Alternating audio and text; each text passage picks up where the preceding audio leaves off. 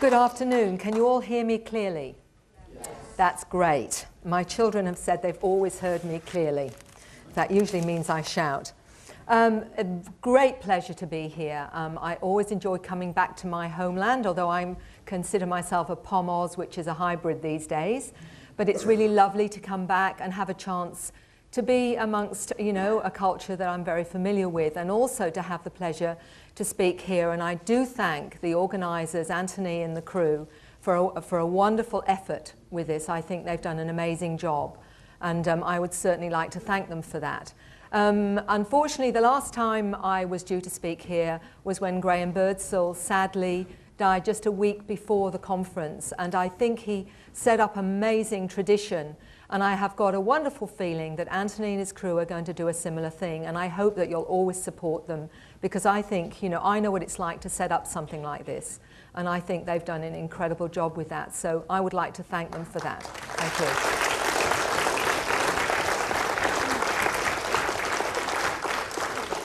you. Well, today, what am I going to talk about? Well, I'm going to talk about what has been my research of 1,600 cases so far, and what I believe is happening, at least from my limited perspective, because I think anybody who thinks they've got a mandate on this is fooling themselves, because we literally are seeing this through a little tiny window, and all of us have got bits of the puzzle. So I think if we honour each other's research, we may get a better sense of what's going on.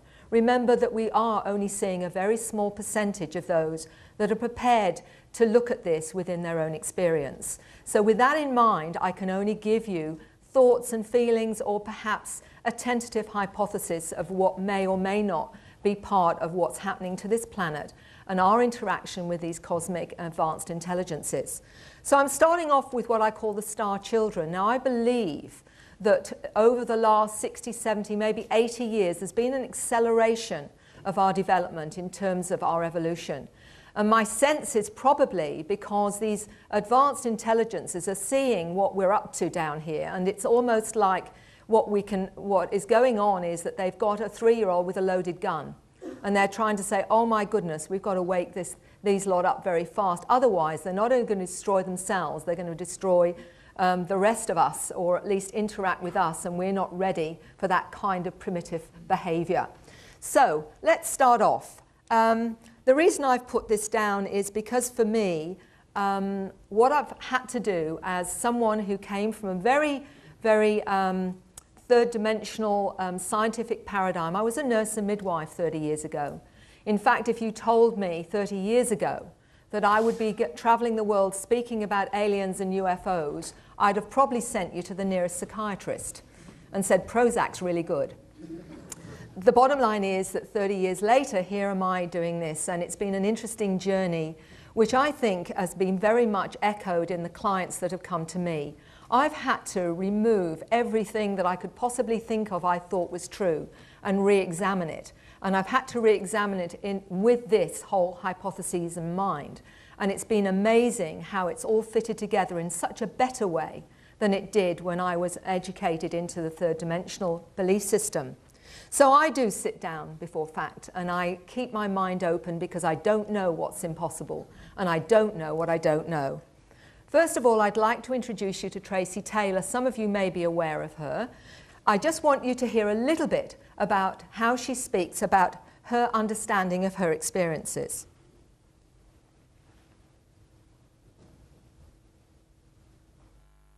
My name is Tracy Taylor, and I'd like to share with you some of my experiences and some of the drawings that I have been doing that have come from my experiences with extraterrestrials. Since I was a very young child, about the age of 2 or 3, I remember having experiences with beings that were definitely not human, and most of those experiences have actually been very positive. It was quite normal for me as a child to have these experiences, and I thought that everyone else was having the same experiences until I grew up and became a teenager and realised that it was quite unusual, and I didn't find anyone else to be having these type of experiences and being taken up onto strange craft and flying around the place. It's been quite a journey, and through my teenage years it was very difficult to relate to other people of my age. I, at the age of 15, found that I had healing abilities, and this came from learning from my experiences with these ETs how to do this using my hands, and that was very natural to me. My family, though, really didn't have much of an idea about this sort of thing, and even though they've been very, very supportive through this, of course they really didn't know how to take my idea of being able to heal with my hands. Up until about the age of 17, I had these abilities and psychic abilities, which I did end up repressing quite a bit because I thought I was going crazy. And I went to seek professional help. I went to psychologists and psychiatrists and had head scans and CAT scans, ECGs done, and obviously nothing was found. But more recently, over the past 3 years, I've been finding myself doing geometric type drawings that seem to come to me through these experiences, and I find I have this urge to draw, and I sit down and my hand seems to just take over, and when I try to have conscious input into what I'm doing, it doesn't seem to work. My hand stops, so I usually need to be sidetracked by watching TV or talking to someone, or being on the phone, and these geometric designs come through. I did a series of about 8 black and white ones, which after I completed them, I was told during a dream to put them onto transparency paper and that they'd fit together. And I thought, okay, well, I'll go and do that. And I actually met Mary Rodwell, which was a lifesaver, and went to a support group meeting with some other experiences, and they all sat down and put them together in a way that I hadn't tried before. I'll be showing you these and show you how they fit together. I'll now walk you through the drawings and explain to you some of the symbology and some of the explanations that have come through within me about what they mean. The black and white ones that fit together, I ultimately hope to have them put onto computer in 3D, as I've been told that it'll explain a little more about what they actually mean. I'm not going to show you the drawings right now. There is a DVD that I've done which is called Expressions of ET Contact, a visual blueprint, where Tracy explains this. But what I wanted to show you was that for Tracy it was normal to be aware that she was on a spacecraft at 5. She soon learnt not to talk about it at school for obvious reasons. The fact that she found that she had healing abilities when she was 15. Now Tracy was quite amazing in the fact that she put herself through the psychiatric what would you call it, scheme of things. And what they found was that there was nothing psychologically wrong. She actually faced a panel of 8 psychiatrists in Melbourne, and she held nothing back. She told them of the beings that she saw, she showed them the drawings that she did, and her experiences. And fascinatingly, not one of those psychiatrists said that they thought that she was in any way mentally ill. In fact, they wished her luck. What they made of it is obviously something that is personal to them.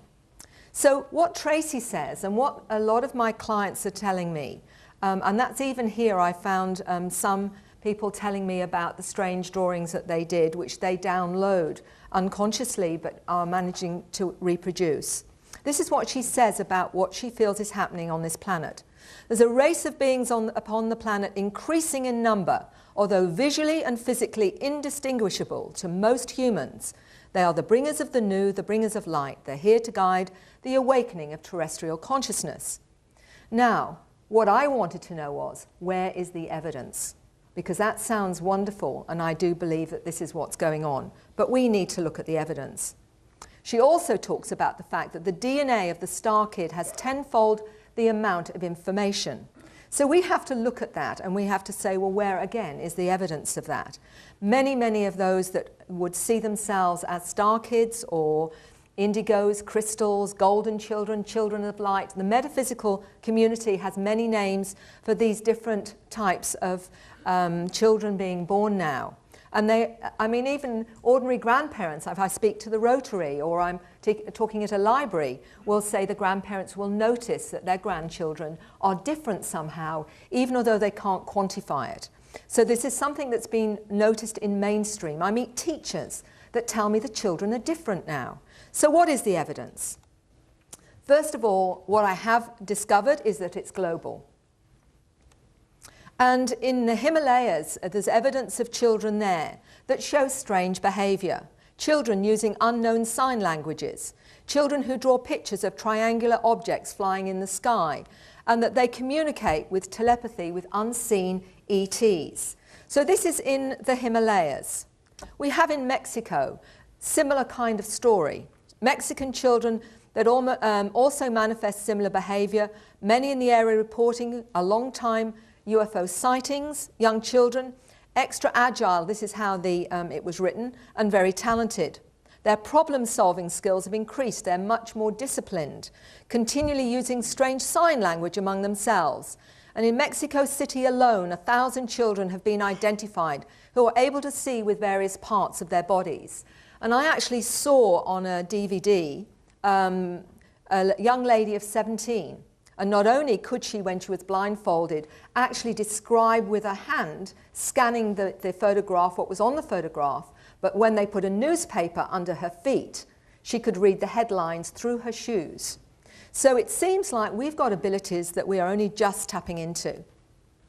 What's fascinating also in China, there's been discovered that there are a lot of children in China with similar abilities. And Paul Dong calls these China's super psychics. And they are also showing amazing psychic and intuitive abilities. They have the ability to open flower buds with thought alone, display telekinetic abilities, as well as other fascinating multidimensional skills such as sensing others' thoughts.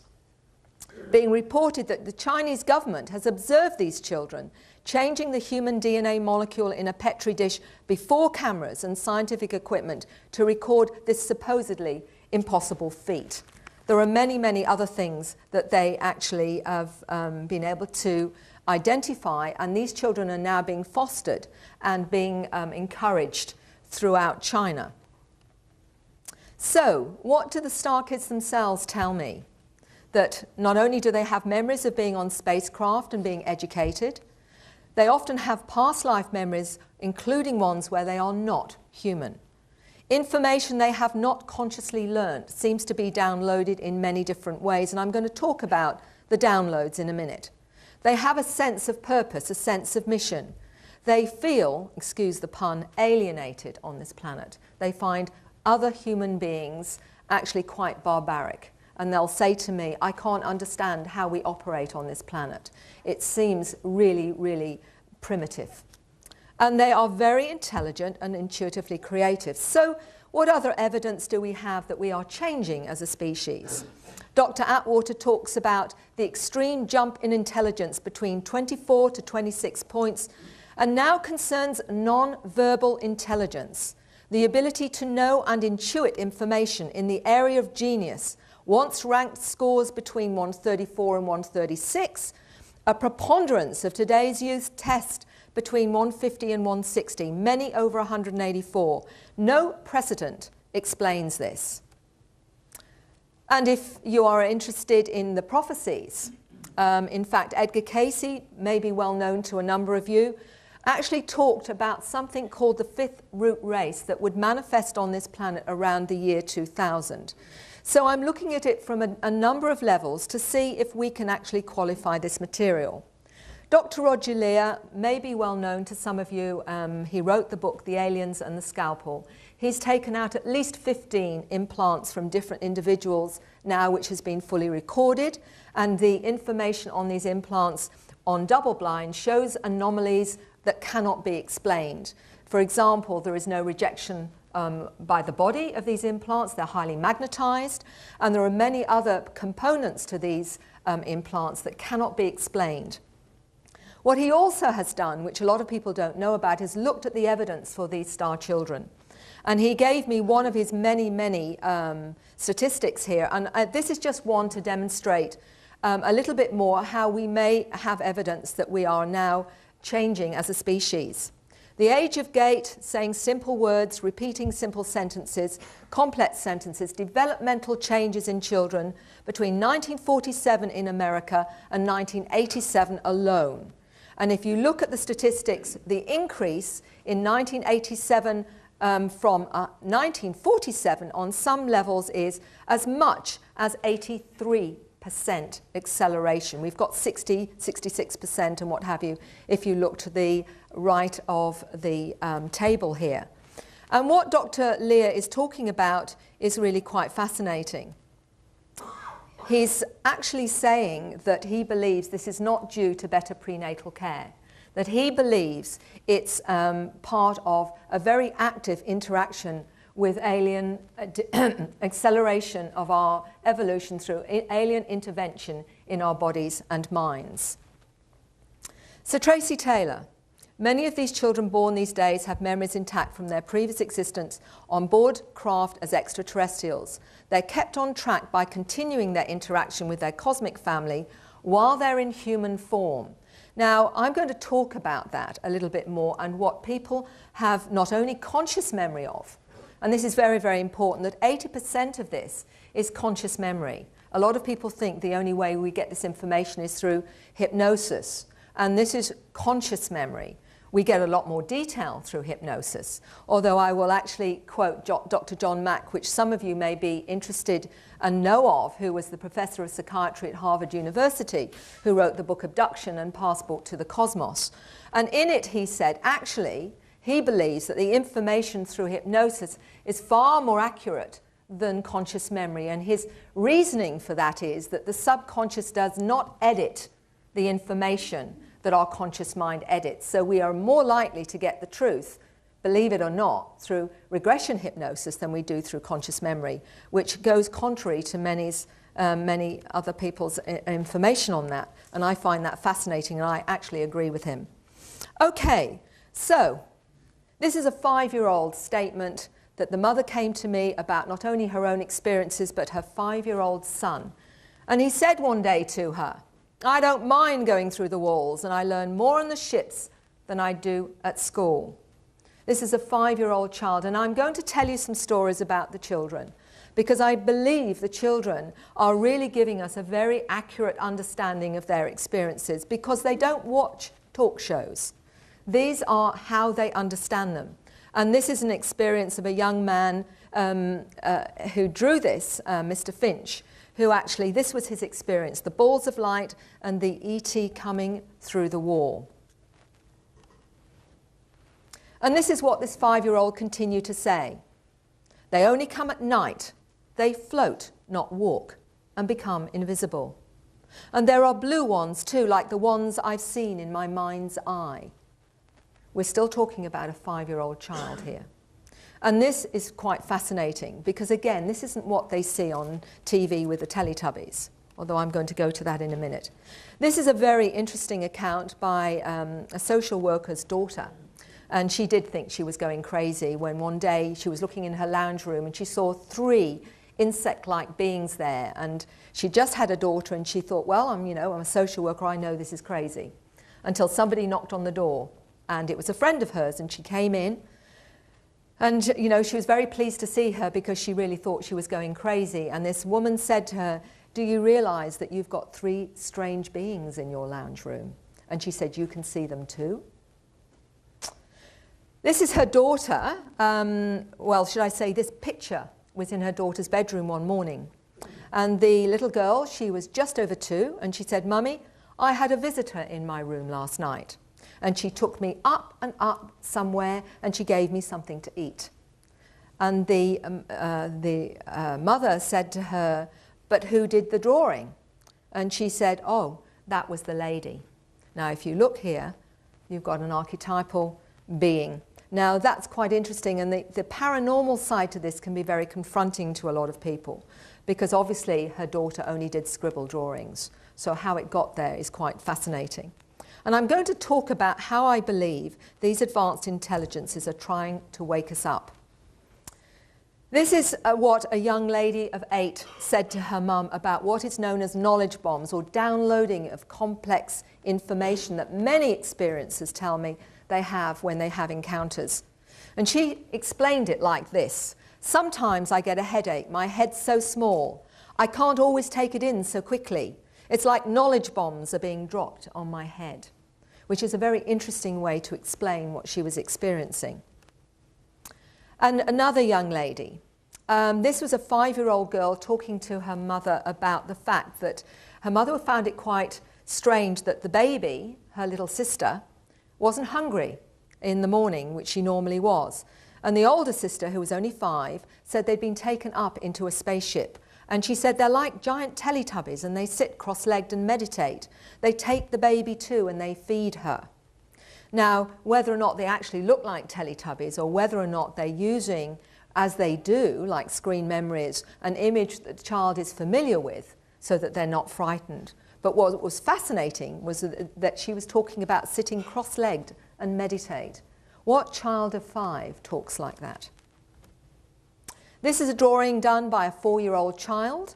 And the mother came up to me and said, this is one of the drawings my son's done. And he said, "Mummy, this is the man that comes and gets me." And as you can see, there's no ears, there's no hair, there's no mouth, there's no nose. And he's actually tried to draw a few more. This is drawn by a 4-year-old. And there you can see a triangular craft. And he said he's even done a side view. Now we're talking about a 4-year-old child here. And what's fascinating is he's done an energy field. And what child knows about an energy field around a craft? And he said the energy field was to stop the people from going in and out. In other words, his interpretation was it was to keep them there. Now this is a very interesting story in the sense that the lady had had a lot of experiences and encounters. And she said that her daughter was only barely 18 months old, and she went to the bookcase. And of all the books in the bookcase, there was only one she took out. And it was this one. And she said, "Mummy," in her little toddler voice, "Clowny, Clowny comes and gets me." And Clowny, the screen memory for the ET, and she pointed to the face, "comes and gets me." Bianca later, when she was a little bit older, actually drew Clowny. And this is the craft that she said she goes on. She even pointed to the window that she looks out of. And the craft, which is the green one, where she goes up to the main craft, or the mother craft.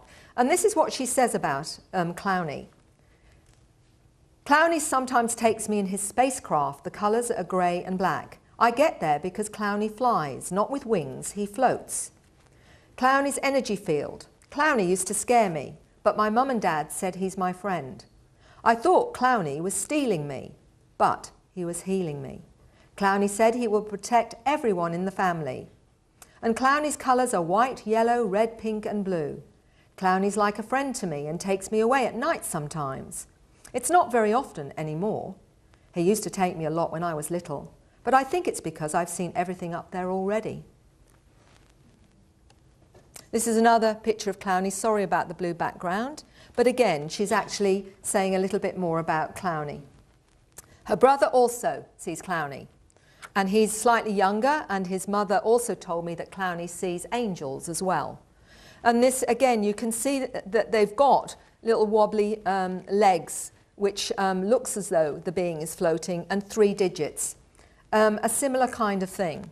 Now I'm going to tell you a bit more about the paranormal side of this, because this is part of it, and many people experience this. Things go missing and then they find them again. Taps or electronics turn on and off. The electrical field of the experiencer seems to be one that does seem to affect a lot of the electronic equipment. But this was particularly interesting, and I'm going to give you a chance to just think about it for yourself. This particular book was taken up to bed every night by that 5-year-old little boy where you saw the pictures. And he used to, as his mother say, scan the book with his hand. And he used to then, the next night, give it to his sister to take up to bed. And the mother had no idea why he would do that. But what really confronted her was not the fact that he scanned each page with his hand, was the fact that one morning both children came down with a book. How did that happen? Well, I usually throw that back to the Star Kids themselves, and I actually talked to a young man who was 17 years old, and I said, Would you have any explanation of this? Because for me, this is quite confronting. And he said this, and I'm going to throw it out to you. Make of it what you will. He says this: the child reading the book with his hand was scanning the pages with his palm. The palm of the hand is a strong energy channel, known as a minor chakra. So by scanning this way, the child was reading the energy signature, not the words. He could pick up the essence of the story through the author's emotions and moods at the time of creating the words. He could still enjoy and to some extent understand the story in this way, but through an emotional journey rather than allowing the words to stimulate the imagination as most mortals do. As for reproducing the same book, well, that's easy. We can manipulate time, as time in a linear sense just doesn't exist. It's a human invention to separate events and to make sure you conform to what is expected in your lives. All the child did was go backwards, through time if you like, and bring the same book back to the present with him. So the sister had the same book literally. Now, this is a 17-year-old young man. You can make of that whatever you wish, but I found it quite fascinating because I'm going to talk about what's taught on the craft, and one of them is about time. This is a drawing of a 10-year-old girl. This being came into her bedroom. She was very, very frightened at the time. But you notice it's got a flat head. And again, no nose and no mouth. But what was interesting, a 13-year-old girl drew some with flat heads as well as the egg-shaped heads, which again is just showing you how in different parts of the world they correlate. Now, this is a particularly interesting story because it's two brothers. One was 11 and one was 13. And this lady wrote to me from Vancouver. And what she told me was that the next morning, both her sons talked about a spacecraft being above the house the night before and taking them on that spacecraft. Now, this is two children saying the same thing. The younger child was actually talking about this strange being. He was in an auditorium, which you can see there, with other children in pajamas, and he's talking about being taught things. And he said the lady looked unemotional. She had no ears, no eyebrows. The nose was just slits. There were no fingernails, and her face had no expression. And he said that he didn't feel particularly frightened, but he was being taught something. The brother, however, said that he also saw beings there, and this long implement that he's holding was actually nothing to do with a weapon, but was something he said was like an anesthetic. He felt these beings were like scientists and they were curious about us. And he was told it was something to do with genetics. And this is a 13-year-old child talking like this. And this is what she said. He felt the devices were more like tranquilizers than for killing. And she said, the older boy felt uncomfortable remembering the details, the same as his brother. They both remember a light in their bedroom. And the older brother remembers the little one being upset. If I have to go on the spaceship, then I'm bringing my teddy. And his older brother was helping him find it because he knew they didn't have much time. Now you have to ask yourself, when you get such detail, is this really a fantasy? And the fact that they were both describing similar things. She's also a lady who's had experiences. She often sees UFOs, as you can see one just to the right of your screen. And also orbs seem to be around her children quite a bit. And that's something else that seems to be part of this as well. So let's have a little bit more of a look on what this is all about. With the orbs, by the way, I'll tell you something that I mentioned in another presentation. I'm finding that this seems to be relevant to the whole experiencer encounter experience. A young 15-year-old boy, actually someone that I worked with here in Britain, when he was exploring an experience where some beings were visiting him, he was actually mentioning what the beings looked like. And then he said, there's two orbs of light here. And I said, so what are they? And he said, it's Grandad and Uncle Ted. And he said, they're here too. And I said, so that's what the orbs of light are? And he said, oh yes. He said, they're here so I won't be frightened. And interestingly, when the beings went back on the craft, so did the orbs of light go with him. And that will lead into some more information that I want to cover with you. So what she's saying, Tracy is saying here, is that What's happening at the moment is something that will bring about a global awakening. It's happening already with the children born without programs. Now, one of the things that I understand through my research is our third dimensional paradigm is very limiting to us if we are to ever expand and grow in a multidimensional way. So what is happening is, I believe there are programs on this planet now that are in a way helping us to make that shift. And I'm going to probably create a bit of controversy here by saying that it's quite possible such things as ADHD, autism and Asperger's may be part of those programs. And the reason I'm saying that is that all those different, and we call them a dysfunction at the moment, seem to be able to be more multidimensionally aware. They're able to see a greater reality, and many of them have encounters, and many of them also, you know, apart from seeing angelic beings, see these other beings. Now, there's a gentleman, Neil Gold, in Hong Kong, and Neil Gold's just written his own story, and in his manuscript he calls it Close Encounters of the ADHD Kind. And he has always said that he's experienced a greater reality through his so-called dysfunction, ADHD. So it is something that I am looking at. I'm not saying I'm right. I'm just saying it's something that intrigues me because, interestingly, the ADHD child really struggles with our whole paradigm, in the sense that they struggle with even learning what we normally have to learn at school. They seem to be operating at a faster pace. But I'll go into that a little bit more if I have time.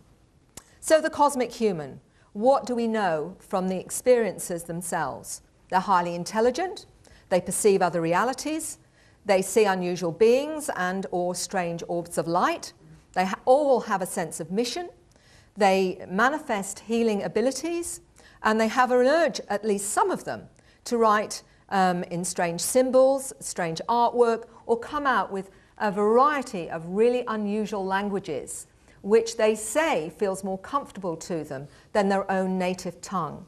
And they have a wonderful sense of euphoria when they speak them. And this has been quite fascinating to me, because if someone wants evidence that this is a reality, this is not something you manifest after a hallucination or a fantasy. This is a real, tangible way that people change after their experiences.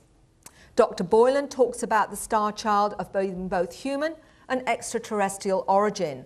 And a lot of my research is indicating that not only are we a hybrid species, but some of us actually have a number of different kinds of DNA, not just human, not just potentially grey or zeta, but sometimes those called manta, which is the insect-like beings, and possibly many, many others. And that is what they're told on the craft, and I'm going to go into that a little bit more. Again, what evidence these children are about. There are many all over the world, and one of them that's been researched a little bit on Project Camelot, for any of you that want to know a little bit more about the whistleblower material. The Camelot team went to Russia and met Boriska. And he was, it was interesting because he came to my attention because this young man still had memories as a child of actually being born on Mars. And he talked about visiting the Earth. And he talked about Lemuria. And this is some of the things that he talks about. He actually said that, that Lemuria existed 800,000 years ago. They were 9 meters tall. He stated that people will find knowledge under the pyramids. And he said also life will change once the Sphinx is opened, and that the opening mechanism is behind its ear. He also talked about the Martian civilization, megalithic cities, and spaceships and flights to various planets, as well as Earth. He had an amazing understanding of cosmology. He talked about the gifted kids, and they were called indigo. He said he knew of them, and something was going to happen on Earth. They are of great importance, and they will be able to help people. He also was an amazingly advanced child. He could hold his head up in 15 days, spoke his first word at 4 months. At the age of 7 months, constructed his first sentence.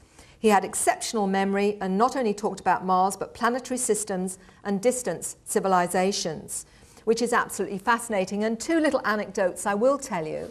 Is a 5-year-old child in Australia.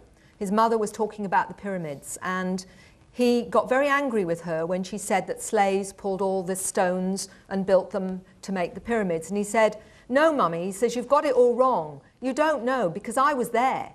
And he said they changed the density structure of objects large and small, and they levitated the stones into place. And they placed a crystal on the top to communicate with other worlds. And there's information in the Sphinx, but they haven't found it yet. We're talking of a 5-year-old child saying that. 5. And then I went to Adelaide about a year and a half later hearing this, and I met a lady there in her 70s. And in the 1950s, when she was on her farm, she told me that this strange structure she saw outside her farm, and she thought the Shire had built it overnight because it looked so strange. She stood underneath and immediately found herself in a spacecraft with blonde-haired beings with blue eyes. And from that time onwards, they actually spoke and taught her many, many things. And she'd never spoken about this ever in her life before until she came to this conference in Adelaide. And she said, "Mary, they told me about the pyramids." Now, she hadn't heard my presentation. And she said, "You know," she said, "they levitated those stones into place." She said, "And it wasn't who they thought, we think it was." And she said, "And they placed a giant crystal on the top, which communicated with other worlds." And I'm just thinking, hold on a minute, there's a bit of deja vu here. And then, so I actually showed her what this little boy had said. And she said, "But what about the spaceship?" And I said, "What spaceship?" She said, "The spaceship under the pyramids." I have no idea if she's right, but isn't it interesting? Dolores Cannon does a lot of similar work to me. She's written many, many different books, 14 in total now. And she gets, through her regressions, a lot of information that confirms what I'm finding in my regressions. And this is all to do with the expanded DNA. And I think we have to look at every avenue of information to see if we can qualify it in whatever way we can. And this is what she's found in some different people. I'm giving you about 3 different bits of information from different clients that she had. One of them said this: "DNA has been expanded to 12. We will have lighter bodies, eat less, more liquids, and have difficulty processing heavy, dense foods. There'll be immunity to disease and increased mental powers." Another one: "Tens of thousands of people are affected. It's when humankind reaches critical mass. The 100th monkey syndrome will become a reality, and this higher consciousness will affect others on the planet." Then another one: "There's been upgradings done. The human brain's upgraded too. The genetics are changing. There's more capacity. It's different wiring. It's different configuration." And another client: "Several have," she said, "have unexpectedly gone to somewhere else into a past life, and it's not Earth. Some of them are emotionally considering it home. And often it's a hostile environment. It's hard to explain," she said, "why they would have such a powerful and emotional connection to a desolate alien planet instead of their Earth home. Even though they don't know where home is, they have this longing to go home." And I bet there's some people in this room that know exactly what I'm talking about. I call these people star children, and I have discovered them all over the world. Now, Dolores Cannon is very well known. She's gone to so many different countries and has her books translated in 28 languages now. So, and worked for 40 years gathering this information. Many, many letters I get, and this is just one example. "I'm in my 40s. I started walking at 8 months, talked in sentences by 10 months, knew how to read at 2 years old. No one taught me. I attended school at night. I had friends who walked through walls, became invisible, and we spoke telepathically. I desperately wanted to go home." Now, a young man who's now in his 30s told me many things he could do as a child. And what he says about his experiences now is this: "Remembering what I did before is like remembering a dream. It does not mean it's not real. It means that the mechanical thought processes lie outside my now normal conscious thinking. It lies on the outer ridges of the mind. You just have to find the edges and go further." And this is what he told me. I'm picking out a number that you might find interesting. He said, "I could take hard-boiled eggs from boiling water with my bare hands." There's a young man in the UK, that Anne Andrews' son, who told me he could do exactly the same thing, Jason. I had a lady when I was speaking in Western Australia in her 60s when I was talking to a group, they came up to me silently afterwards and said, you know, Mary, I could do that. She's in her 60s now. I could turn out streetlights with my mind. I would have telepathic conversations with my sister until she told me to stop being lazy and start talking. This is so common. This is so common.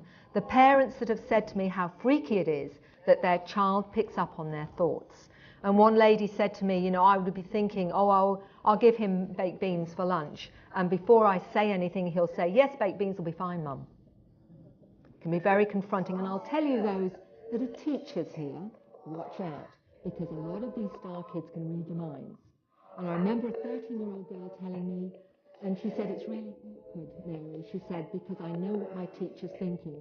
And what she's thinking and what she's saying are two different things. And sometimes what she's thinking isn't very nice. So what's your thoughts? Traits of a star child. And I'm going very quickly here because I'm trying to give you a big overview here. They seem to, it appears that they may well have superior mental and analytical capabilities. They have a direct connection to higher awareness, extreme sensitivity to thought and emotion, enhanced DNA, photographic memories, fast motor neuron responses. They know how to manipulate time and space, which is taught in the craft, and we'll talk a bit about that in a minute. And they are very good at non-verbal communication. And I'm going to go and give you some evidence, because you're probably thinking, oh, well, this sounds all very wonderful, but where's the evidence?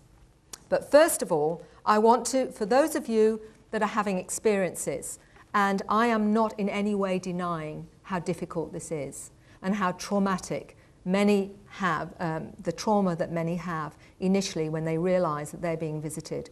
And I'm in no way minimizing that. But what I will say is that often the fear is the fear of not knowing, or the fear of something that may have happened, and what you think happened may not have happened in quite the way that you believe it has happened. And it is part of this process. And I would like to just say that down the track a little bit about why I think that's going on.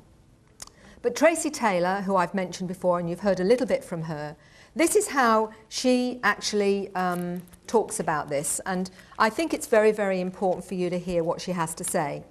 She says, as far as my own contact experiences, I became very compassionate towards ET beings, as there's so much that humans can learn and benefit from interacting with them. I was fearful of my experiences only when I realized that I seemed to be the only one having them.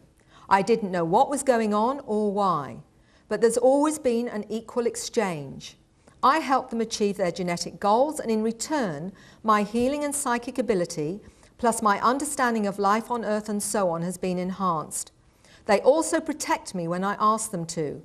Basically, at the start, I misunderstood the Greys. The knowing ET part of me initially made a decision to assist them, and the understanding of this can be overshadowed by fear, which stems from our limited human perceptions and reactions to those experiences. So we're now going to go into what I call the secret school. Now, Whitley Strieber, all of you will be familiar with, I suspect, in this room, who wrote Communion and many others, Transformation, of his own experiences.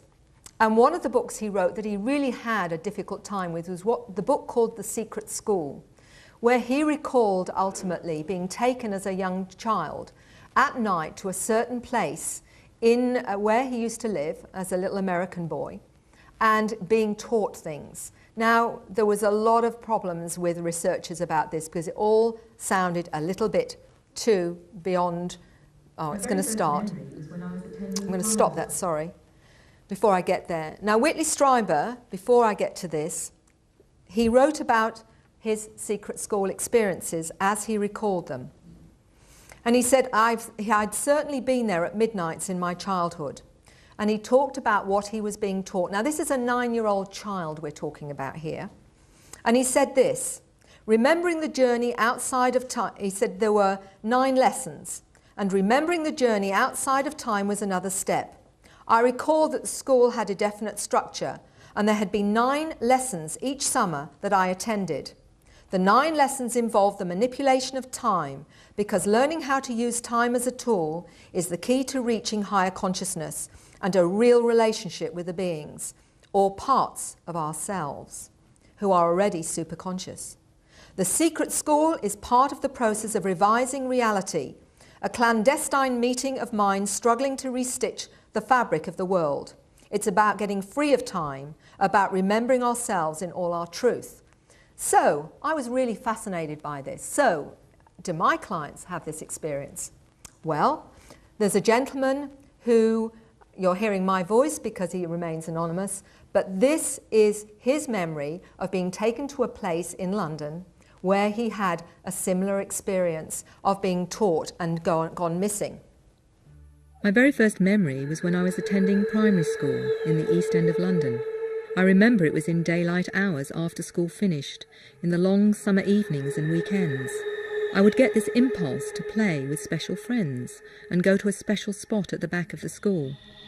I went back to this spot later and knew exactly where it was, and when I saw it again it was uncanny. It was obviously something about this spot. When I went there were other children, but not those I went to school with. I have missing time from that period, for whatever happened was screened out. We'd all meet at this spot and go off somewhere. There was no fear, but an incredible sense of adventure. And then I'd find myself back at home. I can remember Mum wondering where I was and becoming quite concerned. I'd basically gone missing. But I had no sense of anxiety at all. It was like, what's the problem, Mum? I'm here. As I got older, in my 7th or 8th year, I had clear memories of silhouette beings coming into my room at night. Even the shape of the being's head, it's weird. And when the film E.T. came out, it was like, oh my God, I've seen that shaped head before. It was bizarre. Dwarf-like creatures, small silhouettes, and there was no fear. But having said that, as a child, I could never sleep with the light off, and definitely being afraid of passageways and elevators terrified me. And that was the same for Father Christmas. He terrified me. If we were in Oxford Street in London at Christmas time, Father Christmas was everywhere, and it was so embarrassing. I would know when they were coming. I'd be laying down in bed and basically see little heads playfully pop up to play games with my feet. I used to lay my feet flat, and they would duck under the bed, and this was all the while my parents were in the kitchen having a cup of cocoa. The closest they'd get to me is halfway along the bed, and I would be out of it and fall asleep. Or maybe they knocked me out. That's one experience he had with going to the secret school. Hold on. Okay, so this is what Whitley Strieber has said, and I've just mentioned it to you. He had identical kinds of experiences where he would, at night he would be taken. I have met many, many others that have said the same thing. Now let me explain what someone else said to me in Queensland, in fact. And this is what he wrote to me. This is a gentleman who also had recall of his secret school experiences. Your website came as a revelation to me. I had never before heard or read about anyone else having had alien classes as a child, as I have had. This has been both a blessing and a curse all my life. I am now 37. I remember having been given physics classes at the age of 3 or 4 in a classroom of children of similar age to me. I remember the details well and have an avid interest in physics since then, though I'm not mathematically inclined, so have not known what to do with the information, and there's a lot of it. I used to feel I was just crazy and did a year of physics science, amazing myself and my teacher and other students, many engineers and physicists, with the fact I could just answer any question. I had never studied and in fact dropped out of school because I was so frustrated. So, what's the veracity of the material that they're taught? Is it credible? This lady here, Chris Hale, got in touch with me, and she has a BA Majors in Comparative Philosophy and Social Anthropology, a graduate diploma in education, and is currently undertaking a Master's in Educational Studies in the UWA, that's the University of Western Australia. Chris has got a cat with her, and behind her are some of the information she got from the light beings. I refer you back to the narrative I sent you on the light people, as to how I was taught multidimensional, non-linear methods of thinking. This is possible human to human and does happen, but of course the light people have far more expansive knowledge bank. I have had quite a deal of interest in it by people in the field of consciousness and learning, to whom I have sent this piece. This is some of the material that she downloaded through a succession of dreams from the light beings. And I'll give you some more information.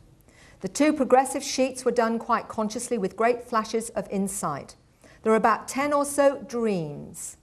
And I'm just thinking of John Searle a little bit here. During the period which directly overcame any problems that I had that I could not solve when I was awake. Most of the dreams entailed visual representation, one in particular.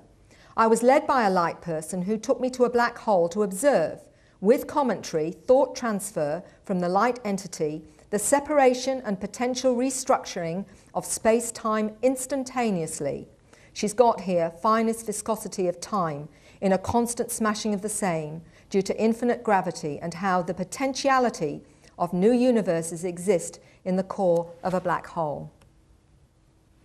So, being someone who was able to do this, she actually got in touch with two very highly regarded professors. One was Professor Paul Davis, the Chair of Physics at Adelaide University, and Professor Brian Josephson of Cambridge University.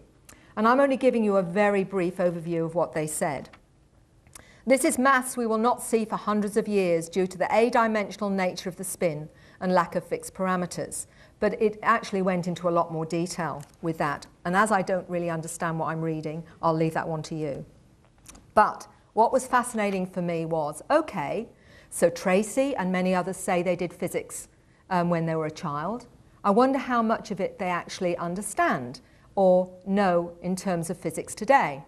So I asked Chris if I might send to Tracy, who was actually in England at the time, some of her drawings from the light beings on this, without saying anything about them, but what could she understand, because she used to tell me she had downloaded physics. And within 24 hours, I actually got a reply from Tracy, which was really great. And this is what she said in an overview. I looked at Chris's drawings briefly, but it seems that they're related to the understandings of beyond light travel, and also the connections between the inner world and macrocosm and microcosm, and how they're interrelated. Now, what's fascinating is what Chris responded to that. She said, she's absolutely spot on. Over 5 to 6 weeks, I was taught about the viscosity of time and space continuums in my dreams.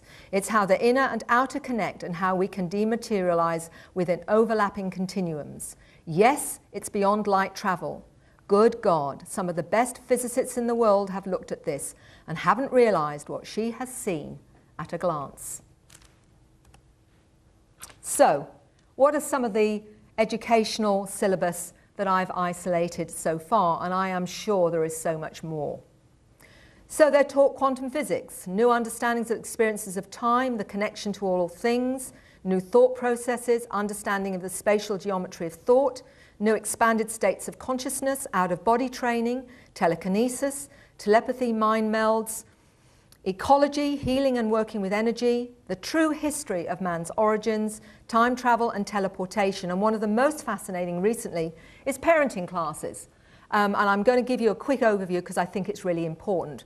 These new children, it seems, need to be approached in a different kind of way than the way that we normally behave. And Susie Hansen, who I'm going to mention at the end of my presentation, talked about going on the craft with her son, him going in one direction, her going in another. And she was taken to a room with about 14 other parents.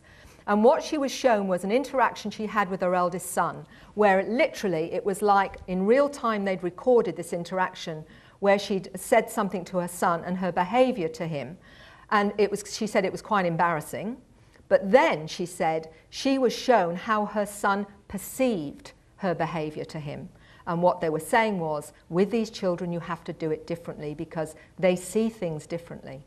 So you now have to behave in a different way. And every parent was shown an incident and then shown how they needed to behave from their child's perspective, which is fascinating. Gosh, I wish we had this here.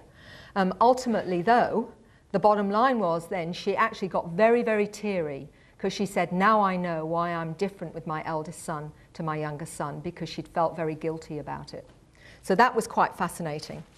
Hypercommunication. It should be borne in mind that the nature of extraterrestrial communications, that in a majority of instances, star visitors communicate with humans by telepathic transfer of mental images and concepts, rather than by words and speech. And this is really where we go into something I'm particularly interested in. Tracy explains it this way. Everything's made up of the same matter, resonating at different harmonics, so the ETs are able to communicate with us, directing thought on subatomic levels, and so activate the subconscious. These symbols are meant to communicate the nature of the macrocosm. And that's really quite fascinating. Right, let's just give you another little example. All around the world I meet people that come out with these languages that have had encounters. And it's been fascinating for me because I've wanted to understand more. And again, it's like joining the dots. Dana Redfield is an author of 5 books. 2 of them were about her encounters. Sadly, she's not with us anymore. But Dana I communicated with a number of times. She lived in America. 2 of her books, Summoned and The Human ET Link, were about her experiences. And I sent her a DVD of Tracy speaking, and she said to me, when Tracy began to speak in the musical language, I spoke along with her, almost as if I were engaging in a 2-way conversation, which was quite incredible to her. I have had many people come to me that have heard some of the languages and say, I do that too, but I never ever talk about it.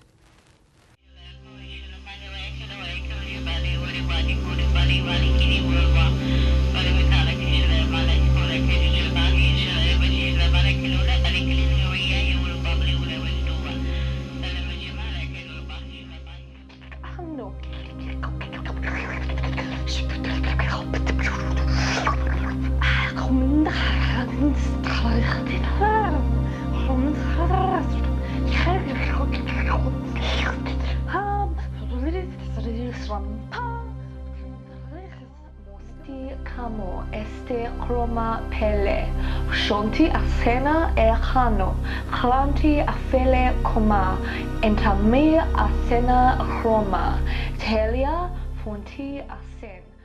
Nikor rigatsko galakatian ko barketia. Mukor harake nukor sigariat kitya kol otkya akulagma. Sigariat tikariat rush nikaria. Iski et karakiti. Magar legeniko. Many different drawings and artwork. I've got a great deal more than this, in fact files of it, where they download it without any conscious thought, and it seems not in trance, but they have an amazing feeling of connection to it. So let's see what Tracy again says about this. The language is a more accurate representation of an individual soul vibration. It means that the language comes directly from the essence of the universal mind or God, which ultimately links all of existence together. The spoken sounds of a particular language tend to bypass much of the linear, logical aspects of consciousness. Therefore, there's no input from the conscious mind. The language has no structure and is therefore not related to the past in any way. Therefore, in its purest form, before it becomes vocal, it bypasses linear space-time. Which is quite interesting, isn't it? The language is a creation of the soul in a way that directly connects with the soul of another unconsciously. There is no framework, as the interpretation of the sound vibration is instantaneous and cannot be accurately interpreted into English or any other language spoken at this time. It's teaching us to communicate with our soul and the souls of others. This is one of the steps from words to telepathic communication. These languages, blocks of information comes through, and to translate it into our tongue would take quite some time. Often you would need to fill a whole house with encyclopedias to actually translate a message that may be relayed in this tongue in a few seconds. A sample that is close in vibration to ours is this one. Immeratus embra kisendra, wali aven ojindra. This means that we are reaching a stage in our evolution where chance is no longer as we imagine it. Everything has a place, and we are now drawing all the pieces of the jigsaw puzzle together, and we are recognizing our part. Our part in the universe is what she's saying. So what Russel is talking about there is not only the fact that she is aware of her own star child dual consciousness, but she is aware of what many of the languages are about, in the sense that not all of them can we translate in normal ways. It's just like using the concept of the word Christmas, for example. Christmas immediately brings in all this other information, from Christmas trees to you know, what you cook for dinner, to the parcels and everything, but it's just one word, and it's similar to that, only a lot more complex. The symbols and script are the ancient forms of communicating volumes of information without having to read pages and pages. And these I call compressed files, and I think there's a very important reason why they're being downloaded at the moment into many of these individuals. So I believe that the possibility is that we're being assisted to go from verbal communication to telepathy. And one of the ways of explaining that is what Russel talks about. She says this: for example, in lectures, when the lecturer is in full flight teaching and his or her mind is completely open to students, I found I could just go into their mind and absorb the concepts directly. I'm not primarily listening to their words, but in their mind with them, extracting the concepts myself. This circumvents a lot of misunderstanding. I feel these refined children are doing the same. I have taught, have made sure my mind is completely open while speaking. There was thought transplanting going on. My bank of information was merged with theirs, and they re-schematized their own knowledge systems accordingly. Of course, symbols would be the written conduit for this, like in non-literate societies, say of ancient Greece, where the mystical knowledge could only be passed on face-to-face by an adept teacher. But ancient symbols hold the conceptual keys that trigger within the observing mind without a teacher being present. What is happening with people, kids who have these experiences, is more a different way of learning than our generally accepted linear way of learning, reading pages and pages. This is an extension of our symbol trigger mentioned by Tracy.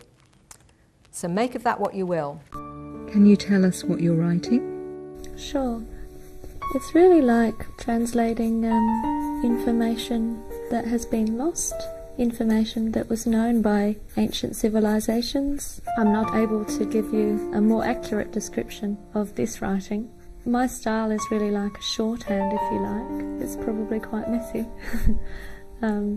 But within each character, again, like the languages, it's really like a block of information in itself. If you were able to get three-dimensional, depiction of each character, because that's how I see each one, that would be much more accurate. With all the information that comes through me, I'm aware of it being multifaceted. When I do healing work, I also will see coding in the air, in the energy field, and I may see this coding in either numbers, like you may see mathematical configurations, or I may see them as dots, or I may actually see them as portals. There are many different ways that you can view them, or you can see them as sound. It's the same with the writing too. And what are you feeling at the moment that you're doing it? What is the sense that you have? I feel very happy when I'm expressing in these ways, when I'm expressing through what people might call ET languages or ET writing. It feels much more natural for me than many of the human forms of expression. I guess this has to do with my dual consciousness and the fact that for me it is really learning about being human rather than learning about being extraterrestrial. Did you hear the last of that? It's more about learning to be human than being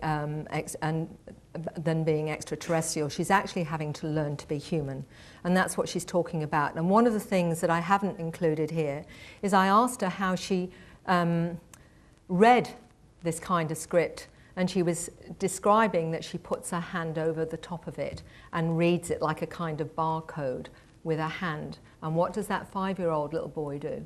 Exactly the same thing. Again, what I found with others, like Dana in America and many, many others, they do a range of interesting, fascinating, complex drawings. These are some of Dana's. I won't go into the explanation here because they're actually on my first presentation. So I'm just really wanting to give you some idea of the complexity of some of the artwork, which certainly is showing some things going on with these individuals in terms of what experiences they're having in their encounters. And of course, coming out with the strange scripts. I see so much of this. It's sort of, I've got files of it from people from all over the world. But some of it is very similar, some of it is quite different. This is some of Dana's, and she has a fascinating understanding of them as well. This is more of her work. And this is one of Tracy's. As you can see, it is very busy, but it's also quite fascinating to see that each tiny bit of it seems to hold a great deal of information. And this is where I'm talking about the complex files. Now, Tracy also did black and white ones. Actually, to the right of you there, you'll see this strange image. This was something that Tracy did probably about 6 or 7 years before she went to Egypt. And she said that this particular one was particularly fascinating to her. And let me just explain what she said about it. She said that this was at Karnak and Luxor, and she knew immediately she took this image with her that it would fit. And she was not only talking about the pyramids being conscious energetic amplifiers and focusing power source, she also said, I knew that this would fit from a distance. I knew it would fit because I had a strong feeling to take it with me. And then she said, the reason that she had drawn that particular image was this. Horus came to me in a dream. I was in an underground cavern or cave. He was showing me some Egyptian hieroglyphs on the wall. This one was carved into the wall with his snake's tongue. And then he grew in size, and I was above the ground looking at this symbol with hills and sunrise in the background. It's a sacred symbol from ancient times to help us awaken and remember who we are, which I found quite fascinating. These are some more of her drawings of how she understands the pyramids and other ancient sacred sites. So I'm now going to show you what seems to happen very much. Hi, my name is Russel. I've been consciously aware of my extraterrestrial contact now for 8 years, but I've been having contact my whole life. My experiences with extraterrestrials have been quite varied. I have gone through a process now over the past 8 years, and I've come through a lot of the traumatic aspect. And now my experiences have brought me many rewards, particularly in the way of healing abilities, and I myself have changed in a positive way through them. I have a lot of help with healing work. I speak in many different ET languages, and I also write in alien script. These abilities all come quite naturally to me. How were you aware of the fact that you could heal, and what is your understanding of the healing that you do? The healing work that I do now has changed and evolved over the years. It first began when I had an experience. I was drawn to go outside of my house at about 3 a.m. and I was looking up at the moon, and when I was looking at the moon I felt quite strange and felt to close my eyes. When I closed my eyes I felt lots of different sensations. I felt cool air being blown on my eyes and on my fingertips. I had pin-pricking sensations all over my face. I had the sensation of wind circling my head, and I could feel it clipping my nose as it went past. I also had sound waves that were going into my ear from a great distance, and these repeated over and over. I had tingling sensations all around my head as well. This process went on for some time, and when it stopped I felt I could open my eyes again, and I felt quite heavy in my body, as if there was someone else in my body. I was then drawn to go inside and lie down on my bed, and when I lay down on my bed I actually started to perform some sort of surgery on myself. I'd never done this before. I'd never had any experience of healing work either done on myself or performing it on others before.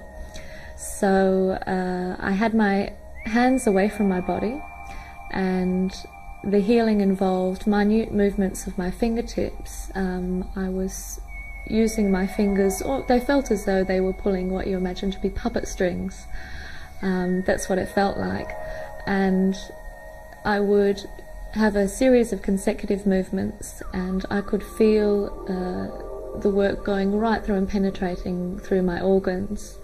I would then hold my fingers sort of locking a position in place, and then I would use a series of very specific movements of the muscles in my eyes, which would then unlock or release this pressure.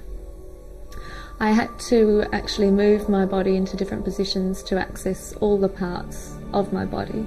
As the years went by, the healing work that I was doing actually changed, so I was using my whole hand instead of just my fingers. I wasn't actually using my eyes as much consciously, and then later on I started using toning. I was intuitively guided to use toning, and then later language came through. After the languages came through, then I started using a combination of toning and language, and songs came through.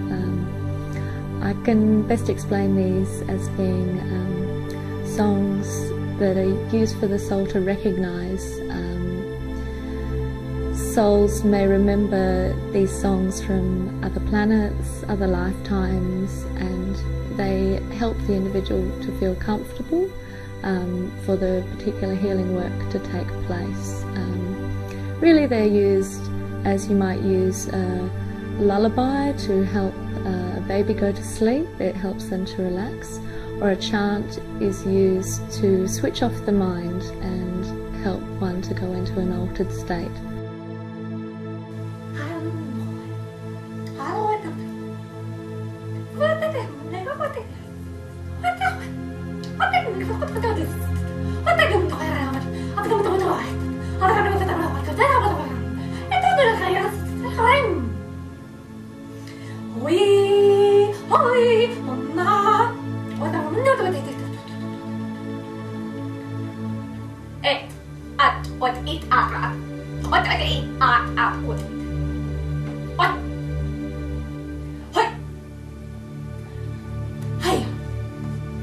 What Rochelle's doing there is actually talking about healing and about the fact that she found after an experience with the moon, and the moon is very important here because a lot of people talk about the moon being around or a very big moon.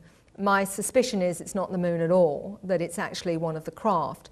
But she talks about having experience where she was drawn outside and felt these strange sounds going into her hearing, to her ears. And when she went inside, she started to do strange movements, which she called psychic surgery, on herself. After that, she was drawn into healing, and she uses toning, she uses different sounds. And what's fascinating about it is that she has a really complex understanding of what she's doing. I work to retune, like I use a tuning fork, like you would a musical instrument. I do this by bringing in the frequencies the person most needs at the time, both sound and coloured symbols, as we are multidimensional in nature. Now, some of this is going to perhaps confront some of you, but I want you just to... When I work as a healer, I switch from how I normally operate as my human self to my ET self. It might sound a bit strange, but I have been given information about my dual consciousness. I can best describe this as coming into this vehicle having both ET and human characteristics. My human self is very sensitive, very emotional. My ET self is very clinical, very practical, very matter-of-fact. The healing work that I do, I'm operating in ET. It is really like operating as a surgeon. I see very clearly in the energy field the problem, and I fix it. There's no room for emotional involvement. My personality steps aside, and I hear where the energy field is out of tune. I don't hear in the way that we normally hear. I hear with another sense, if you like, that we don't normally use. There'll be certain places in the energy field that will be out of tune, and I work to retune, almost like you would use a tuning fork to hear when a musical note is in tune. How I do this is by bringing in the frequencies that the person most needs at the time. I do this through sound and colour, and quite often symbols come through with the sounds that I translate as well. The symbols are multidimensional in nature. They're not like normal shapes that we are used to. I work with a team usually of about 6 to 10 different beings that help me, and my team actually changes as I do. Usually I don't like to name the beings that I work with or identify them. I think for me it's just important that I'm aware of their energy more than anything else. But they will give me a name if it helps me to feel comfortable and more familiar with them. The client usually will feel relaxed after a session. Usually they will feel more balanced. Quite often they will leave their body, or I will, I guess, be aware that they leave their body during the session. They may be aware that they've fallen asleep, but it's actually quite different, and they usually leave at exactly the same time during the session. It's usually about half an hour into the session that they leave. This is so deeper work can take place without their conscious mind being involved. So, for some of you, I'm pretty certain that will confront you a little bit. So I found this really interesting because I've talked to many people that do energy work that have had encounters. What draws them into it? And Tracy talked about being aware of energy in her hands when she was 15. So I wanted to understand more of not only the language and the depth of their understanding of it, and I'm going to go into that in a minute. I've been looking at science because my background's nursing midwifery. I still need to quantify that in third dimensional terms that make sense to me. And I found something really very interesting. And this is to do with some recent Russian research, which was actually translated into German, is the work of von Greisner-Fozar and Franz Bludov. And it suggests that our DNA can be influenced and reprogrammed by words and frequencies without cutting out or replacing single genes. And the geneticists and linguists have found that DNA is not only responsible for the construction of our bodies, but serves as a data storage, and in communication follows the same rules as language. It just requires the right frequencies. Now what we're hearing here is that somehow or other some language actually can alter DNA. Now what are these, a lot of these individuals telling me? That they use language, tones, they're using sound to heal. To me, what's the difference? There's something else with that. What they also said was that the nature of DNA are like holographic computers. Information can be transmitted by vibration and frequency. They call wave genetics. They've also found DNA can cause disturbing patterns in a vacuum, producing magnetized wormholes. These are tunnel connections between entirely different areas of the universe through which information is transmitted through space and time. DNA attracts this information. It passes into our consciousness, hypercommunication, in a state of relaxation. Now listen to what Rochelle says is her understanding of what she's doing. They're very relaxed. They're at ease. Like a lot of things have been taken off my shoulders.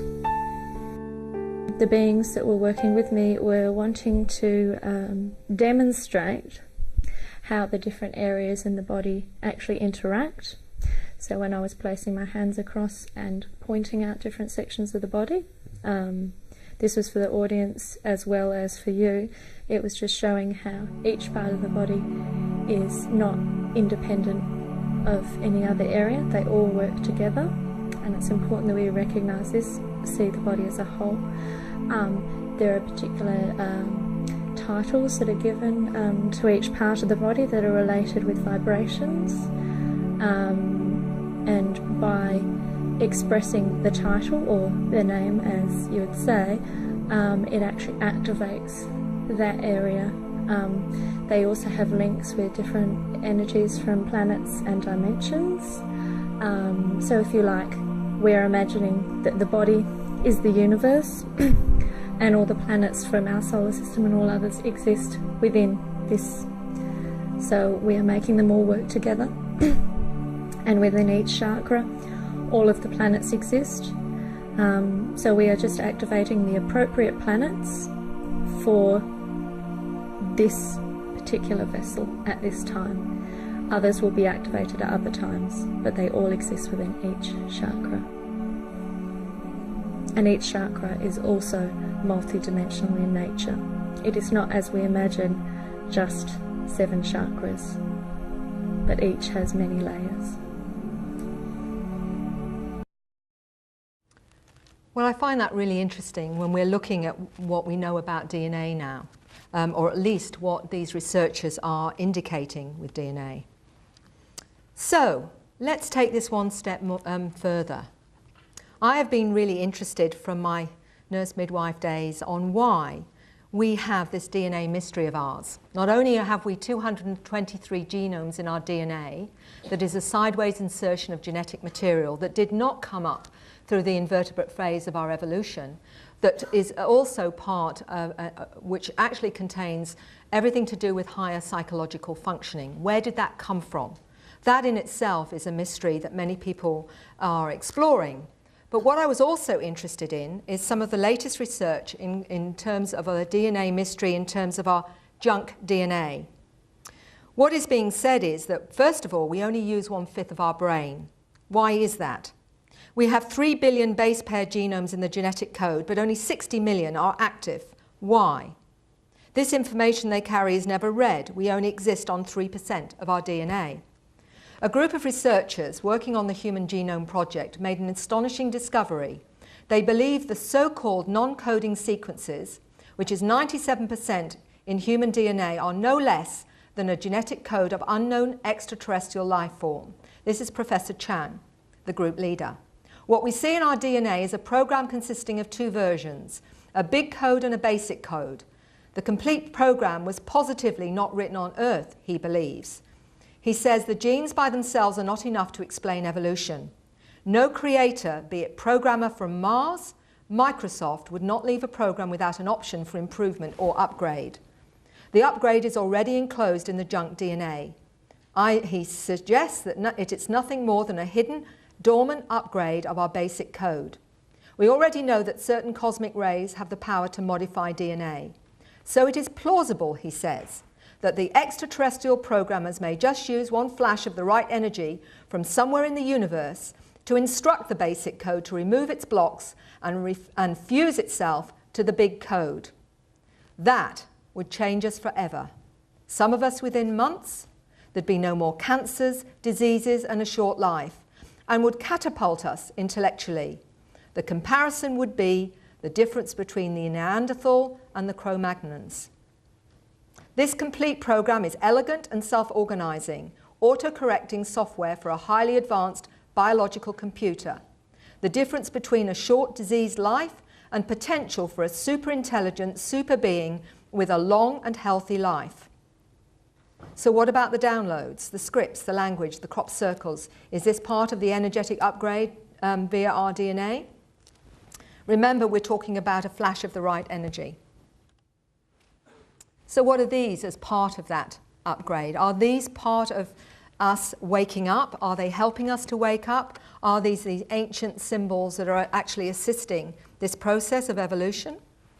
Certainly, many people are affected by them, not just because they're amazing to look at, but when are inside them feel all sorts of very powerful frequencies, including healing.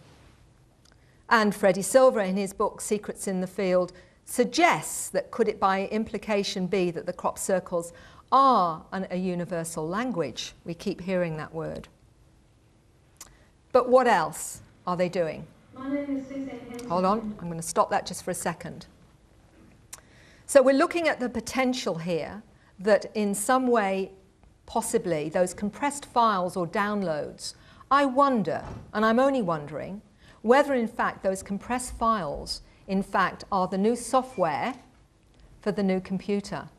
That when we finally get switched on, if that's what Professor Chang is talking about, we're going to need a new operating software. I wonder if in fact these downloads are compressed files and the new software for the new computer. I really don't know, but it's an interesting thought. Now, just before I go any further, I just want to give you an overview of this. We're actually doing very well for time, so I might even be able to answer some questions. Suzanne Hansen is a very dear friend of mine who's had experiences all her life. She's a former teacher. She now runs UFocus New Zealand and has had many conscious experiences. She's been taken aboard craft many, many times. She's also been shown her children on the craft. And she's going to confront some of you that perhaps still feel that a lot of the Zetas and Greys are in fact robotic-like creatures, because that's not been her experience. And it's not been the experience of many of my clients. Now, I can't go on other people's research, and I have no intention of going into their research, because I don't actually know how they've worked, or their clients, or anything like that. I only know what my clients are telling me. So I'm only going for this moment in terms of the understanding they've given me of what they understand about these beings. One of the things that Suzanne has told me is that when she's on board craft, she has particular connection to some Zetas. She knows them well. And she said, and they have a sense of humour. And she said, apart from that, you know, she has found them to be extremely loving, extremely compassionate, and extremely kind. And one of the incidents in regression this was that she told me when she was learning things on the craft to use her mind, was when one of the beings was accompanying her down back home, and she said the being in his mind showed her that he was sending an etheric arm around her to let her know that he was with her and he was looking after her. And it was his way of showing that he was caring for her. And she perceived this, and to show off, to show what she had learnt, she sent an etheric arm round him, and he acknowledged the fact that she'd learnt well. Now, these are really interesting little details. She even talked about, from this experience, that when she was being told she was going to meet someone special, she described skipping along the corridor behind the little being, and how the being was highly amused. So because you don't see the face move, you don't need to, because everything is in the mind melds and in the telepathy. Now, this is a particularly fascinating experience that Suzanne had. She was told to come and see me and have a regression. She flew over from New Zealand to Perth, not exactly cheap, but she was told that this was one, she shouldn't have any come in with any mandate, any particular experience. She had to be open to what we explored. So this was totally, in any way, not a conscious experience.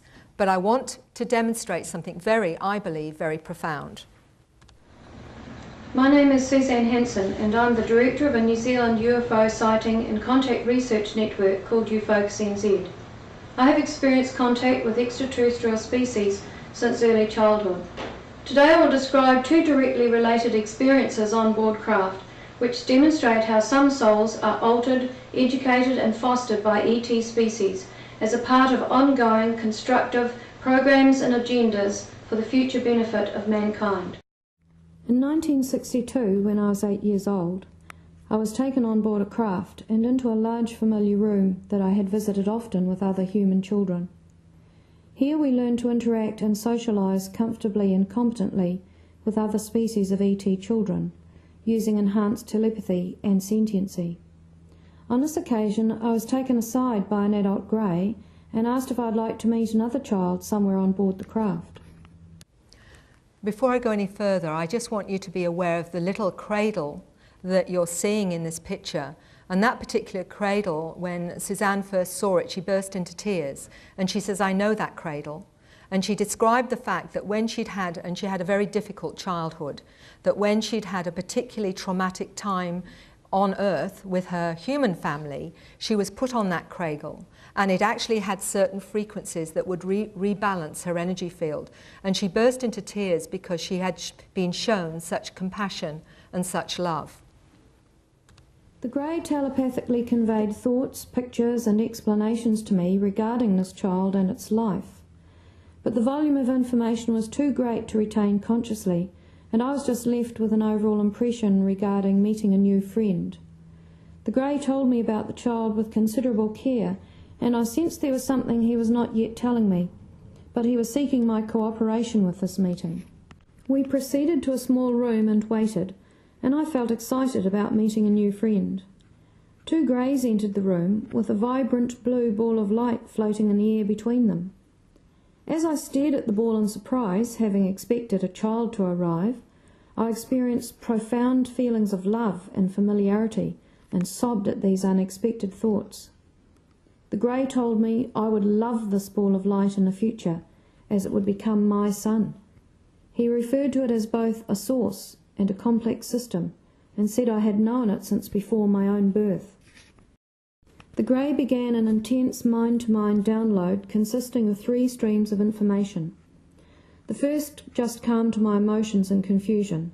They wanted us to get to know each other, future mother and son, and they would observe how we related to each other.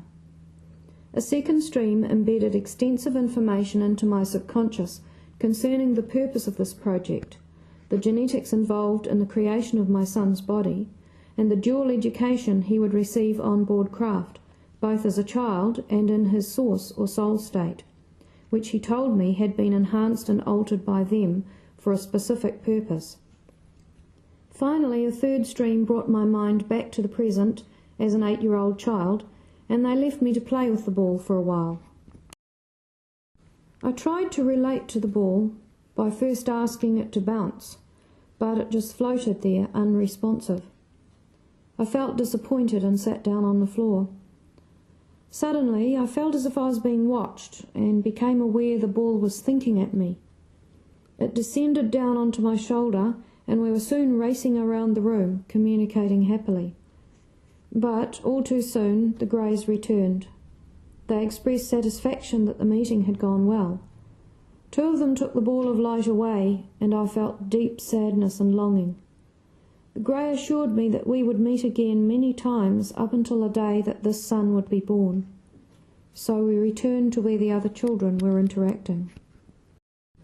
In 1983, now aged 28 years old and near to full term in my first pregnancy, I was taken on board craft.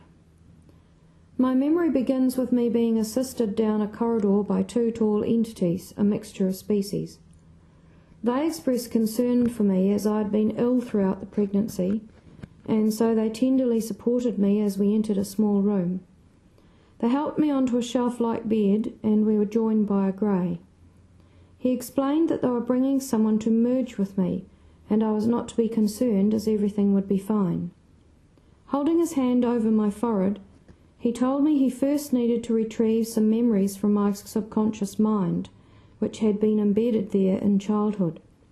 Immediately, my mind was filled with images, emotions, and memories of past meetings associated with a ball of blue light, and I became really tearful as I realised it was the soul of my child soon to be born.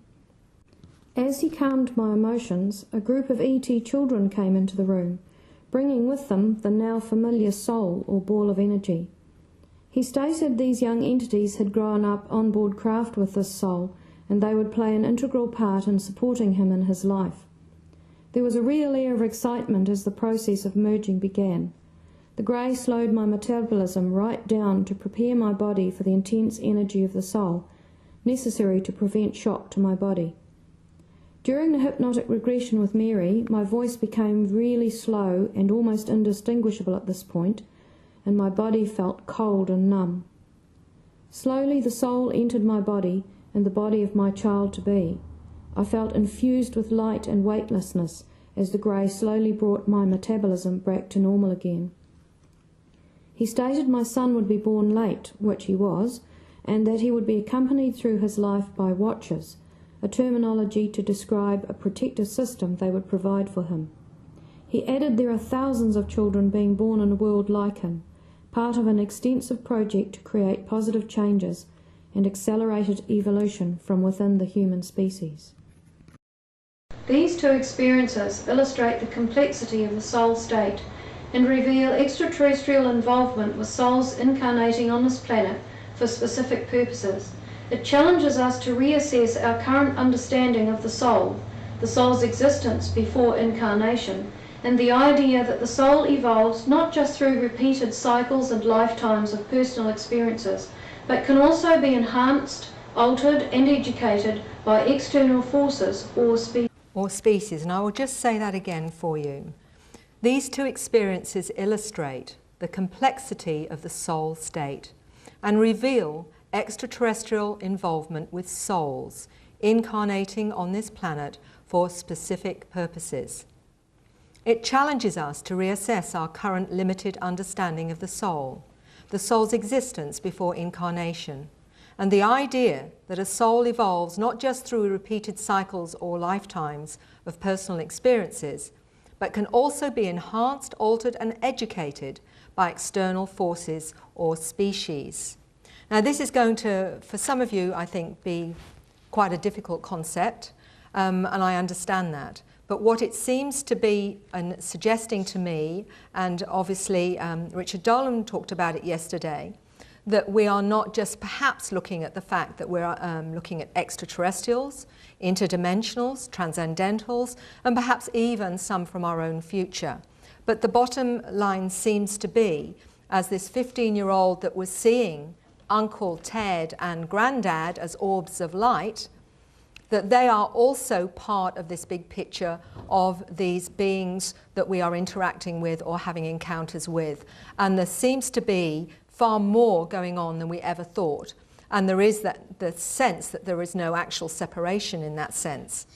I think one thing I want to say now is that the abduction, the so-called abduction scenario, I participated in a thesis by Simon Harvey Wilson that was the comparisons between shamanism and abductions in Western Australia in 2000.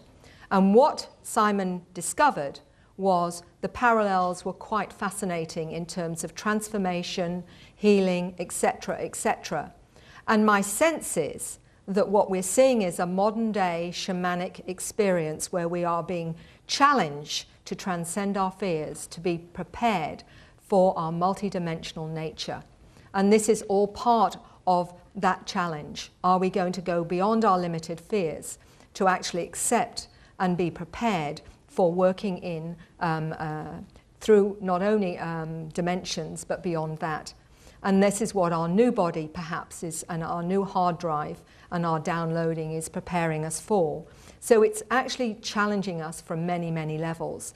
And some obviously don't need that kind of experience, because I'm seeing a broad range now of experiences from the 20 to 30% of the abduction or so-called abduction experience, in the sense that I will say so-called because for many of my clients, when I've taken them into hypnosis and I have asked their subconscious, have they on any level, consented to this part of their human experience? And not one of them yet has said to me, no. Most of them will tell me it was before they came here.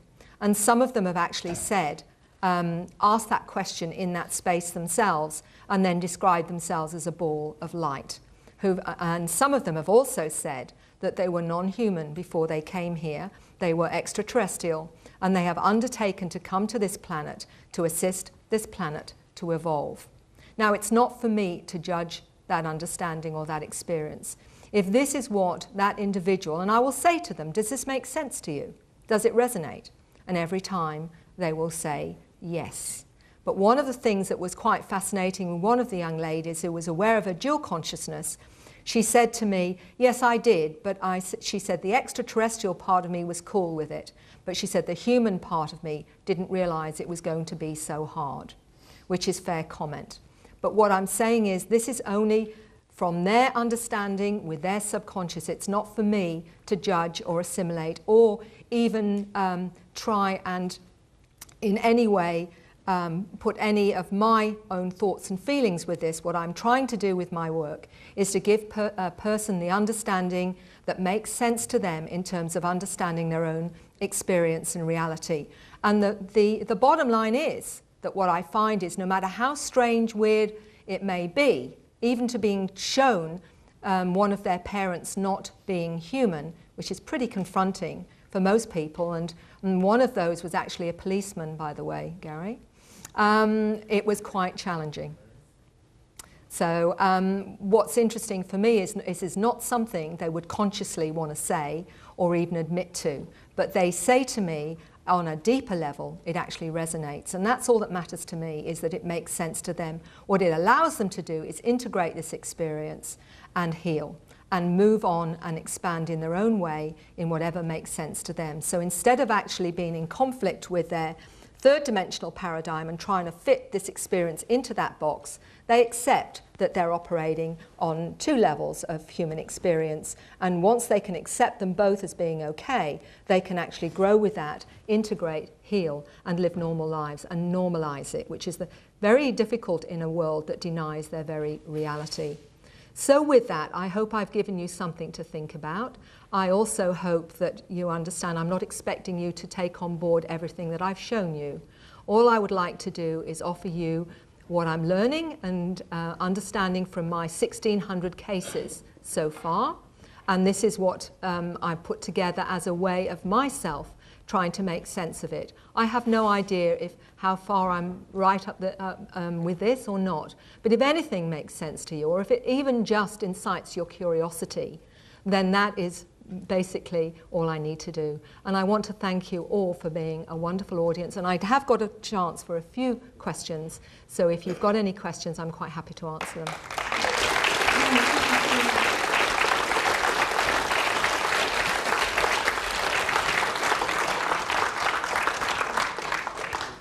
Are there any questions for Mary? Is it okay if you guys come down and get on the DVD?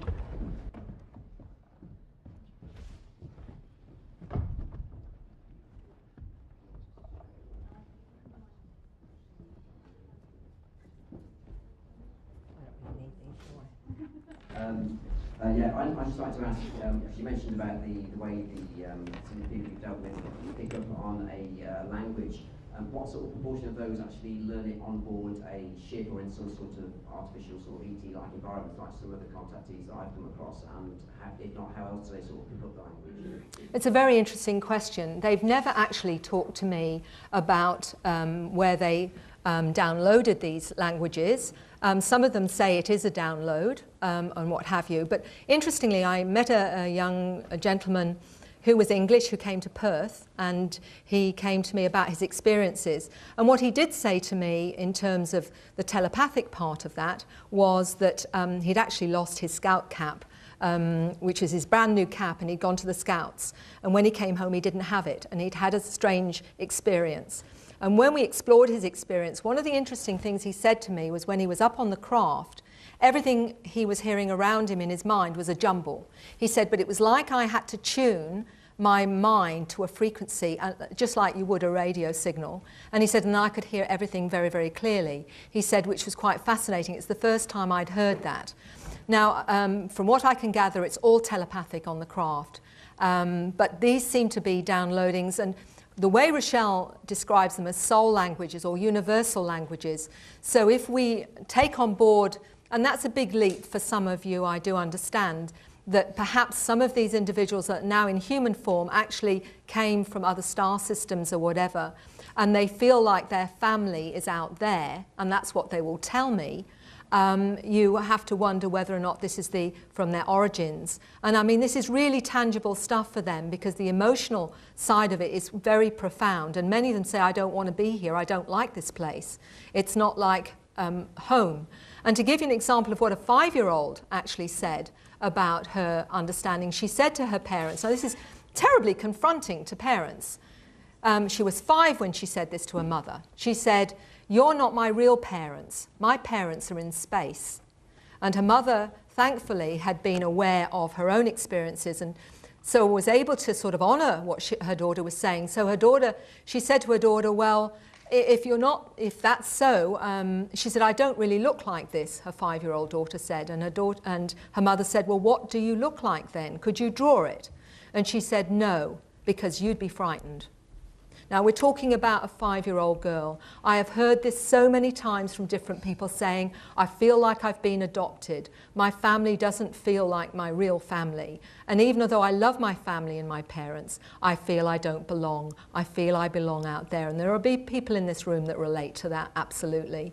Now, are they crazy? Are thousands of people crazy that are feeling like that? Or is it in fact telling us something that we need to be aware of? You know, and that's all I'm putting to you. So I hope, as I say, I can't give you any more than that. Okay. Oh, hi. Hello, Mary. Hi. I came up to date because I was very anxious to hear you above all the other speakers who I've heard already, and they're all excellent and got lots to tell us. But I think you've got a very special package of information to give us. And I have to say, having downloaded it, my head is hurting a bit. And I'm trying to sort of fit together in my own head all the threads that have already been there and then feed in the new ones to come through you. I'm involved in a project to actually prove the physical existence of greys on this planet, which I regard as a very important stage in us being able to prepare our minds to take in the new information. And that's just by the by. It happens to be called the Star Child Project, so there's a plug for the Star Child Project. But what interests me is what I picked up, and I'm a little bit muddled because so much of the new stuff has come in, is this interaction between the beings on their ships out there and us here, humans. Because I think it's very important that we actually start to think about what it means to be human. And what I got from you, I couldn't quite remember where it came from, whether it's Michelle talking about it. I don't think it's Sue, I think it's Michelle. Michelle. She was saying that they actually come to us because they need to experience the human side of them. And I feel this fits in very much with a process which is going on now on the planet, of which the information about the aliens, the physical existence of the aliens is part, but it's also what I would call human self-realization. It's actually finding out that we are a species in its own right, and not just some sort of evolutionary or genetic accident, or even the sort of, I don't know, there's all this stuff about the Anunnaki and how it actually came into existence at all. You know, that we are a slave species originally, and the subspecies and the lesser species, and we could actually be a super species. And so I want you to comment on that. Oh. Thank you. Thank you. I do feel that, you know, and there's a lot of differing opinions about, you know, why they're doing this and what's their agenda, and are we actually just ultimately going to become biological fodder, and they're going to take us over and all the rest of it. And I think I'm a pretty logical kind of a person. And the way that I look at it is this: if they are taking us onto these craft and teaching us cosmology and all the different things about the origin of the species, teaching us how to use our minds, teaching us how to heal, and all those things, why would they bother if they're going to take us out? Or just why don't they just leave us alone? And let's face it, we're doing a pretty good job of taking ourselves apart anyway. So for me, it doesn't seem very logical, unless there's something I'm missing here, to bother to help the new human, if you like, to grow and expand and change and become multidimensional, unless there is something else going on here. And I certainly can't see it would be ultimately to take over the species. I do believe that they have a lot of programs, and some of those are to do with us, but some of those are to do with understanding themselves. And I will just give you, as part of that answer, a gentleman that just recently I did a regression with, and he was taken up onto a craft, and he told me that the craft was 32 miles long. And then he said he saw thought forms in a kind of aquarium. And he said to the beings, "What is this?" And they showed him some technology which apparently creates a kind of wormhole into other universes. And they said, "What we're doing with you is what we're doing in other universes. We seed other universes, and we create, just as you will do one day." Now, you can take that or leave it as you will, but it seems to me that if they've bothered to change and alter our genetics and gradually enhance our abilities in the way that they're doing so that we can become multidimensional, why would they bother if it wasn't an agenda which seems to me to suggest we are being helped to change and to grow? and to understand our multidimensional and the magnificent nature of what we could be, because I believe we all have the potential for that. And perhaps, just perhaps, they're giving us a helping hand. And I believe, from what I've seen so far anyway, that's the case. Ladies and gentlemen, Mary Rodwell, thank you so much.